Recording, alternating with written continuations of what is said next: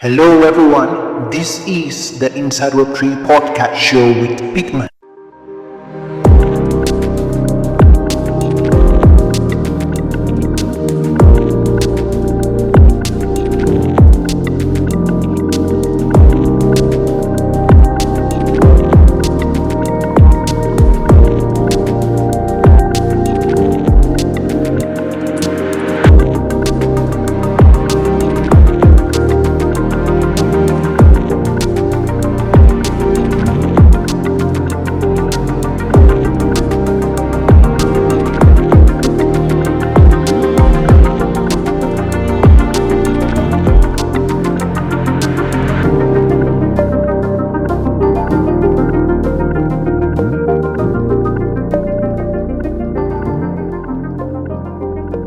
Yes, where do you see the biggest opportunities for Web3 adoption?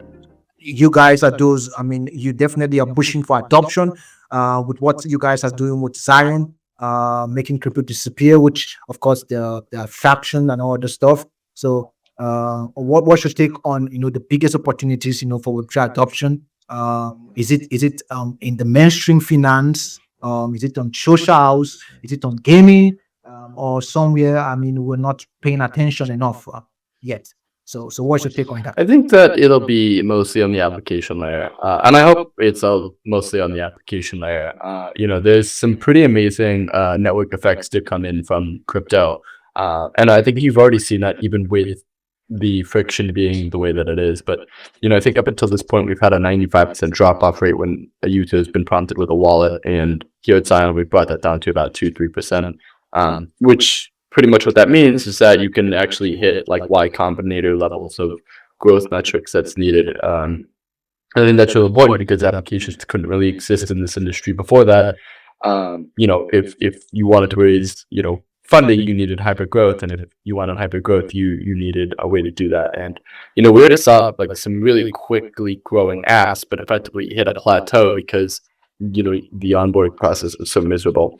So with that being said, I think that the answer to that is, once you can actually give people a good reason, once you can give Silicon Valley a good reason to build in crypto, right? And I think that comes with proofs and verifications and saying, hey, here's something that you didn't know you could verify before. And what we found working with a bunch of Web2 companies, that is building applications that can rely on that is going to be this next unlock of crypto. And that kind of like basic moment will come.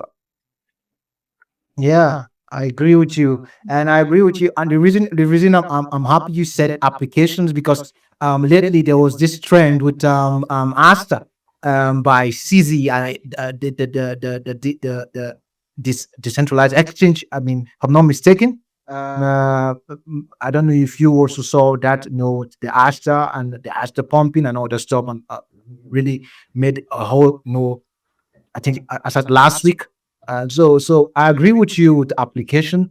I agree with you. Aside the fact that I know it brings utility, but it's really going to push forward. When it comes to this thing about Web3 adoption. So application that are seamless. With easy access. Being able to navigate and of course. But can I ask a question? Because do you guys also have an application? Zion, do you have a are you working on something like that? There is something in the works, which is like one of the reasons we talk to Web2 companies. It's a little smaller. We've talked about this, and you can kind of see it when we talk about like airlines. I think it'll be an interesting way, but don't want to release too much yet. I think the best example right now it's probably NOS, who kind of use this for who effectively just use this for proving out marketing, right? And I think that's probably the best example that you've seen right now, and we'll see a lot more coming. I agree with you, and even Apraemio, I'm going to speak on behalf of Apraemio, and not just as a core team, but knowing fully well that I think in the background things like this are being worked upon because we also plan to offer utilities and definitely still working even on our dashboard. So it's applications. I agree with that submission, but thank you so much. So over to Andrew. Andrew, let's hear your own expert insight on what this whole thing is all about. Yeah, thank you. Yeah, it's always interesting listening to someone like Anthony, as sort of a founder, building products in the space and just where they see the future going.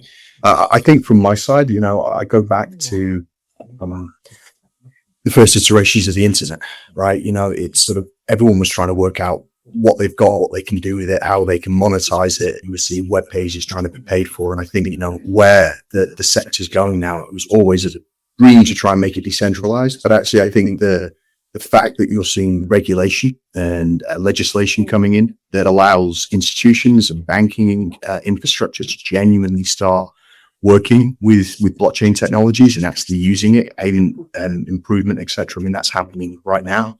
Where that goes for the future, I'll let far more intelligent people than I sort of take that guess. But I just think the fact that it's no longer just noise, it's the fact we're building genuine infrastructure and where that can take the sectors, I just think is super exciting. So, as well, where you look at sort of AI and crypto crossing over, or how much AI is going to touch on various technologies and maybe into gaming and socials, as you say. But I think there's just so many opportunities for this market now. But again, the fact that we're actually seeing genuine laws and rule books being laid out means that I think the next stage of adoption, the next stage of growth is going to be absolutely huge, as you just touched on as well, Peter. Yeah, yeah. Thank you so much for your submission and your take on Web3 adoption. I think we're trying to beat time here, and we still have talk about of course trending topics like stable coins. I've had a number of guests talk about stable coins here on my show, and they've said a number of things. I want to reference Anton Golub. He was my last guest. It's someone that loves to talk about stable coins. He's an industry expert, a global entrepreneur. He said a lot in the last show. I follow up his content, especially on LinkedIn. Yeah, because it's really, really current, especially when it comes to, in fact, the geopolitical aspects of crypto and stable coins and this, currency wars. But let's calm down. Let's calm down a bit and talk about stable coins, because as founders leading this industry, you guys definitely will agree with me that stable coins, as a settlement, for payment infrastructure. I'm sorry, settlement infrastructure. It's really going to, it's shaping the way things, are moving, and it concerns you, Bond. It concerns you, Andy. It concerns every founder, everybody leading, the industry, because we're seeing stable coins, really becoming a very strong trend. Governments are coming in, and if you look at it from this year, people have put their eyes on stable coins, not because it's pumping just the way like the 10x 100x, but it has really become a name and a very hot topic for the big guys right now. A lot is happening even with Tether. So much is happening. People want to associate, and big things are happening. The US is pushing, the when it comes to the US dollars, I believe it's getting more dominance in the industry with stable coins. I mean, US dollar stable coins. So a lot is happening, and and as founders that we all are, I mean, and entrepreneurs in this industry, you guys will agree with me that stable coins is also going to shape the way you operate, even within your circle of work. And yes, so from your perspective, let's kick on with Pont still. From your perspective, how do you see stable coin shaping the future of finance? If you can relate it with what Zion also, I would really appreciate, because we want to really learn how it's really happening. So how you see it from your perspective. So yes, you hear talking about Zion, related to Zion, and we very much appreciate it, especially when it comes to bridging crypto and traditional finance. You definitely are involved in traditional finance, bringing Web 2 to Web 3, not unknowingly, if possible, as you've said. So what's your take on that? Yeah, I think that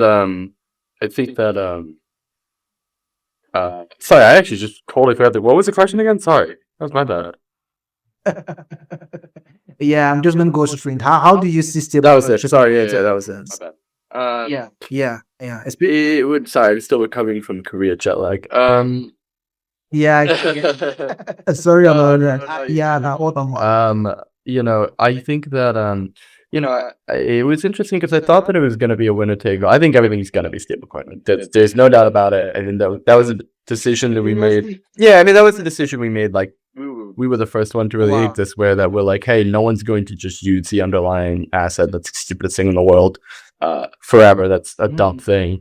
It doesn't make sense functionally. It doesn't make sense, informationally. It just doesn't make sense, right? And so, I think that stablecoins are going to rule the world. Like, whenever you look at like whatever is being traded on chain, and that's great. Like, that's great. But I think that what we're missing is, which stablecoin. And I think the Genius side was interesting because it allowed everyone to kind of make their own stablecoin, which is like good and bad. I think what you're going to see is like everyone and their mother is going to have a stablecoin, and they're all going to get really, really sick of it. And you're going to kind of get a sweep up back into, maybe USDC. I mean, it's kind of crazy, just like how many stablecoins you're about to see on the market, and then how many of them are probably going to inevitably blow the hell up. Because if anyone's been in this industry long enough, you know that they mostly blow the hell up. And yeah, it should be a lot of fun to watch. Yeah, yeah. Stable coins is really changing the game, and I agree with your submission, your argument on it's going to change the world, and you guys it's pushing and forgetting about talking because I followed CZ Binance, instance very well, and he made a statement. He made a statement when it comes to stablecoin token to say not every project should issue a token. You have to know why you issue a token or company. I'm just saying, but from what is happening, stablecoin is really going to change. It's really going to enforce that the way I'm saying it because we're seeing a very big change with stablecoin. So Andy, over to you. Let's have your insight in this. Then we'll still push on with forward before we round up the show. Yeah. Yeah, 100%. I again agree with Anthony. There's just so much talk about stable coins, and it's the sort of what I refer to as noise. It used to be NFTs, then it was memes, and it was something before that. We'll see what comes out of it, but I think with the future of finance was always going to be blockchain when you actually understand what the technology does, and then really what stable coins allows to happen, as you touched on, Peakman, with peer-to-peer payments, cross-border payments, when you sort of break down actually what a payment process takes and how many companies it is to move through just to get from one person to another. It's crazy. So I think the idea of what stable coins can do for the financial market is huge. We are doing so much recruitment at the moment for stablecoin companies, as I touched on very briefly before. The types of organizations now that are starting to talk about blockchain technology purely because of stable coins, I think it sort of gives them a genuine product that they can build and what it actually does. So the fact that these things are now starting to come into play, it's beyond the hype, it's beyond the noise. There's genuine product that these institutions, banking and payment organizations can use. Absolutely the future. And it's exactly what you said before, right? It should never be, we are crypto, we are blockchain, we are stable coins. It should be the product first. And I think there's just going to be a lot of, we are stable coins before the product. And that's always why products have failed in crypto so many times. It shouldn't be what powers a product. It should be the product and the utility of it first, and then let the technology sit behind it. So I think that's kind of one of the issues we're going to face with it. But yeah. Yeah, I agree with you, Andy. I agree with you. And agree with you with that submission perfectly. And stable coins, just like you said, I also read some research. It's really going to shape, especially when it comes to real world asset tokenization. We've seen that happening because stable coins right now is not something anybody serious in this industry should be joking about. I'm just saying, and how it's really shaping economics. Of course, we're going to talk about that next. And I would start with you, Andy. I wanted you to continue from where you stopped when it comes to your take on emerging economies. Okay, there's a lot playing around. I was also having this conversation with Anton on my last show when it comes to emerging economies, because we've seen a lot playing in countries, like the UAE, where Oxium, of course, is based, and we see the United States, and when it comes to things like the Genius Act, things are happening. But when you come to emerging economies, we're seeing a more different opportunity, more from what's happening in places like Africa when it comes to stablecoins, in places like Latin America and South Asia, because you agree with me that a lot of things like inflation, of course, is happening in such regions, and stable coins, of course, uh is becoming a game changer, because now you don't really need your freaking bank to assess, because bank is God have mercy in places like in Africa and other stuff, and I believe in other places in the world. I mean, regions like South Asia and the rest. But what am I trying to say? What am I trying to say? It's a different story. We've seen a different story from emerging economies when it comes to stable coins. More like I said, if I'm not mistaken, against inflation. So and the opportunity and the opportunity to tap into a global economy, even without the permission of the government. I'm just saying. So what's your take on stable coins in emerging economies like regions like Africa, Latin America, South Asia, and how do you see this whole thing reshaping opportunities over there, not just for companies, but most especially for individuals, for the masses? It's a very, very, very interesting question to ask. So let's have a take on that. You know, it was always the mission statement, one of the pure mission statements of crypto: bank the unbanked. So I think the fact that this is now technology or is allowing that to happen, it's super exciting. You touched on the fact we're in Dubai, and there's a huge amount of companies here that offer paid services to overseas individuals that work here, send money back home. And when you look at the fee structures and the amount of money that actually gets drained from that economy into other people's pockets, of course, they're providing a service, but again, when a payment process has to go overseas, it has to go through 3, 4, 5 different processing points to actually touch the other side.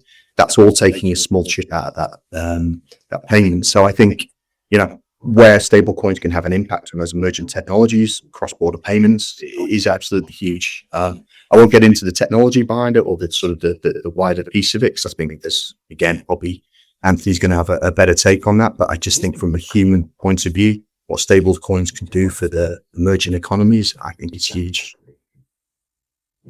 Yeah, it's really huge. That word huge is huge.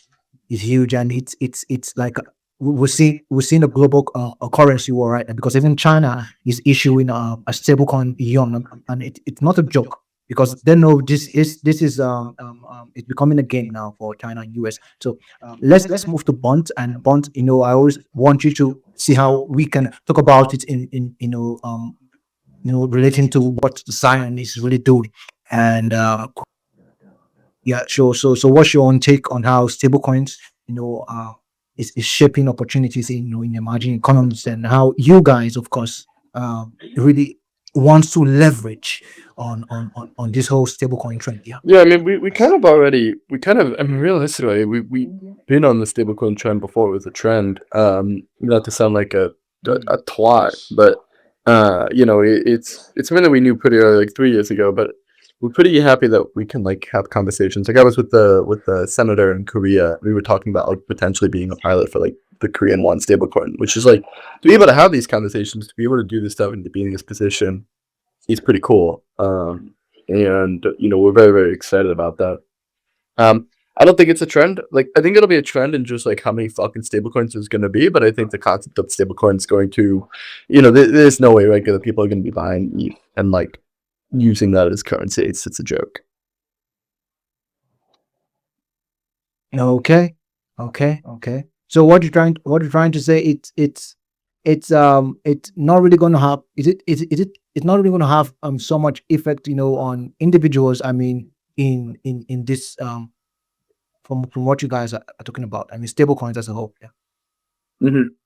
Yeah, I mean, it should just eventually go to like, I think it'll be interesting to see just digital currencies being online. Like, it won't be USDC, like not just USDC, but like USDC Euro, or like the Korean won, or the yen. And I think once we get to that kind of assets of a stable coin, I think it would be very, very exciting. But we've only kind of had the US dollar denominated stable coins, and so it will be interesting to see the digital dollar come online. And I think in that capacity, like, you'll start seeing actual use cases. Like if you're at a bar in Europe, you can see Euro. Yeah. Thank you so much. Thank you for the submission. Thank you so much. So I think before I move to the very last I still want to please do well to follow your the speakers, and also Andy and Oxygen Recruit are very much active on LinkedIn. Definitely you should check them out on LinkedIn. And yes, it's very important. If you really want to learn more what these guys are doing, you can always follow them on X, follow them on LinkedIn, whichever platform you very much engage or where they are more engaged in, and you learn a lot and catch more insights and what really happened, because uh I believe information is currency. It's the only way you can really navigate this space, and it is certain to see a lot of people saying, making a whole lot of noise, especially those we call influencers. I'm just being honest. They are good ones. I'm just saying, but you must understand that if you must really have a very good part and have the right edge in this industry or in this space, you must be exposed to real information, to true information, to true data. And I believe whatever you're hearing from these guys is what keeping to yourself and is what acting upon. So thank you so much, guys. It's really been a very wonderful discussion, and I would just see how we can round up. Then maybe give some few listeners. I would just a listener, of course, an opportunity to come um add something to what you guys are saying, or let's say even ask a question. I'm just saying, but it's my final takeaway, and it's let's just come back home. This show, of course, is featured on Apraemio. Aside being on the host, I happen to be connected with Apraemio, and I work for Apraemio, and it's an opportunity to have my podcast featured here at the Apraemio Digis Hangout. So kudos to my team for their support. What I'm trying to say is that yes, Apraemio, for of course, for those of you who just getting to know about Apraemio, this is our three projects, our three company that has access, of course, to one of the largest gold mine in territory in Africa, together with other subsidiary companies, even in Europe. And Apraemio has been here for I think this is our third year. We've been building both on the infrastructure side and now gold mining. If you look at the handle, you will see a number of updates. We really prioritize gold as an investment, and also even real estates, and yeah, automobile, with a lot of things that the team is working in the background. It's really been it's really been a very long journey, a very long ride. Never been easy. We've been trying to fix things up with Mika, and recently we were we have been cleared by Nika, that is within the EU when it comes to regulation. So it's a huge milestone for us as a team and as a community. So a lot has been going on, and that is why we see the need to collaborate with project. I told Anton, I told Bond on my call with him. I told I've spoken also with all Zoom recruits. This is what the industry is all about, and seeing what you guys are doing. Collaboration is, of course, is really very important. And like I'm saying, I say, oh, in the future we could have we could, just for instance, we could have Zion coming to show us how we can do strong, or let's say integrate, the technologies. And when it comes to abstraction, because as a company, because Apraemio is has its founding root from the Web2 company. In fact, our founders are all Web2 centric. I'm just trying to say. So it's a huge opportunity to see what you guys are doing, and that was why I was very excited when I heard about the this whole power of blockchain abstraction you guys are doing, and for the very fact that also Oxium Recruit also is there in the background, and in here in the industry, and giving advices, and working with projects from different aspects of our tree. So thank you so much, guys. And I would personally, I would really love to hear your own takeaway or your advice, your one piece of advice you to give to us in what Premio, to everyone listening. I've got a number of ambassadors from different parts of the world, from Turkey, from India, from Nigeria. We see them also from Indonesia. Those who really helped make this show, publicize this show. So we're listening. I believe you guys have gone through website and see some little things we're doing. All I'm trying to say is, what's your advice? From your perspective, you guys are leaders, you guys are founders. Personally, Peakman once to learn a lot from you guys. And what's your one piece of advice you to give to us, as a team, and how we can make that next push, the next level? Everything you say will be very much appreciated. And I guess I should start with Andy. So Andy, the mic is yours. Yeah. Thanks, Peakman. Yeah, I'm reading about your project. It looks great and where you guys are going. I like the fact that it has sort of utility linked to sort of real world use case. So yeah, good luck with that. What I always say to founders of any group, most important thing when you are starting and building a team is culture fit. It's the most important thing. Obviously, skills, whatever you're hiring for, but the culture fit. Your first 20 hires set the DNA and the standard for your next 200 hires. So you want to ensure that when you're building that early stage team, you're getting the right people on board. It's something that we help a lot of clients do. Culture fit. Say it over and over again. But yeah, I think it's going to be really exciting next few years, wherever we're going with blockchain and crypto. I think for everyone that's been building in it for a few years, it sort of feels like it's going to come home. And hopefully we're going to see some real growth coming out of it. So yeah, super exciting. But thank you for having us on. Genuinely appreciate it. Yeah, thank you so much, Andy, for that wonderful piece of advice. Bond, let's hear your own piece of advice. I would really appreciate that. Yeah. Yeah, I would say my piece of advice is that I love the advice. You could kind of do anything. Most of the time you're probably in your own head, so just do something, and it's probably good enough. And then you just keep doing that, and eventually come into something that you've done really, really well.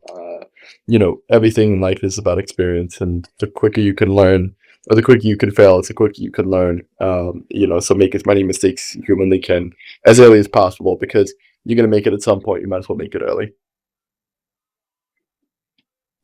Thank you so much. And do you know why I love this section? Because we're having a mix of a founder from definitely Andy is not for it's not a Gen Z founder. I'm just saying. Maybe you can correct me, Andy. And I definitely know Bond is a Gen Z. So I'm seeing, yeah, I'm kind of I'm also a Gen Z. I'm just saying. And I don't know how to put it, but we're getting advices, from people who are actually, from two different generations. I'm just saying. That is why I'm really excited about this show this month and this session, because we're getting obviously from two different generations, and it's really exciting. It's a pleasure to host you, Anthony. It's a pleasure to host Andy. And I say that definitely in the future we should have exclusive episodes, individually, where we chat together, we focus on what you guys are doing at Zion, Oxium, and see how we can bring people along. Because the truth is, the truth is, there is a lot of noise in this industry, and the onboarding process has been flawed.